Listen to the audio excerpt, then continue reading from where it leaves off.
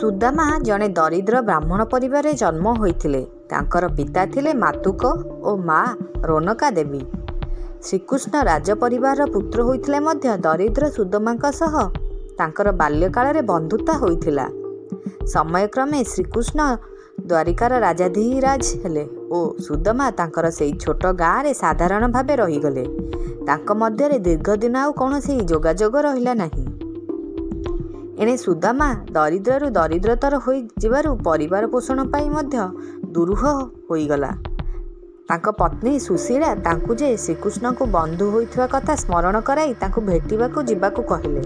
ଆତ୍ମସମ୍ମାନୀ ସୁଦାମା କାହାରି ସାହାଯ୍ୟ ମାଗିବାକୁ ଅନିଚ୍ଛୁକ ଥିଲେ ମଧ୍ୟ ତାଙ୍କର ପତ୍ନୀଙ୍କ କଥାରେ ବାଧ୍ୟ ହୋଇ ଶ୍ରୀକୃଷ୍ଣଙ୍କୁ ଭେଟିବାକୁ ବାହାରିଲେ।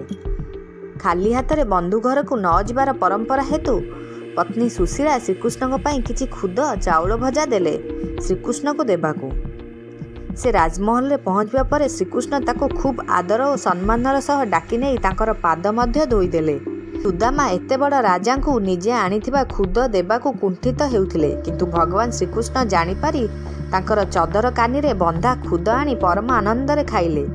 ତାହାପରେ ଶ୍ରୀକୃଷ୍ଣଙ୍କ ପରମ ଆତିଥ୍ୟ ଲାଭ କଲା ପରେ ପରଦିନ ସୁଦାମା ବିଦାୟ ନେଇ ଆସିଲେ। ସେ ତାଙ୍କ ଅବସ୍ଥା ବିଷୟରେ କିଛି କହିଲେନି କି କିଛି ମାଗିଲେନି। ଭଗବାନ ଶ୍ରୀକୃଷ୍ଣ କିନ୍ତୁ ସବୁ ଜାଣିପାରିଲେ ଓ ତାଙ୍କ କହି ସୁଦାମାଙ୍କ କୁଡ଼ିଆ ଥିବା ଜାଗାରେ ଧନାଧାନ୍ୟ ପୂର୍ଣ୍ଣ ମହଲ ତିଆରି କରାଇ ଦେଲେ। ସଙ୍ଗେ ସଙ୍ଗେ ଏତେ ସମ୍ପତ୍ତି ପାଇ ମଧ୍ୟ ସୁଦାମା ସରଳ ଜୀବନ ବିତାଇଲେ। ଭାଗବତରେ ବର୍ଣ୍ଣିତ ହୋଇଥିବା ସୁଦାମା ଉପାଖ୍ୟାନ କିନ୍ତୁ ମହାଭାରତ ଓ ବିଷ୍ଣୁ ପୁରାଣରେ ଉଲ୍ଲେଖିତ ନାହିଁ। କାହାଣୀର ସାର କଥା ହେଲା, ଭଗବାନଙ୍କ ପାଖରେ ଧନୀ ଦରିଦ୍ର ସାନ ବଡ଼ର ଭେଦଭାବ ନଥାଏ। ସେ ନୈଷ୍ଠିକତାକୁ ନିଶ୍ଚୟ ପରିଷ୍କୃତ କରିଥାନ୍ତି। ଆହୁରି ମଧ୍ୟ ଏହି କାହାଣୀ ଆମକୁ ଶିଖାଇ ଦିଏ, ବିନା ପ୍ରତିଦାନ ଆଶାରେ ଭଲ କାର୍ଯ୍ୟ କରାଯିବା ଉଚିତ।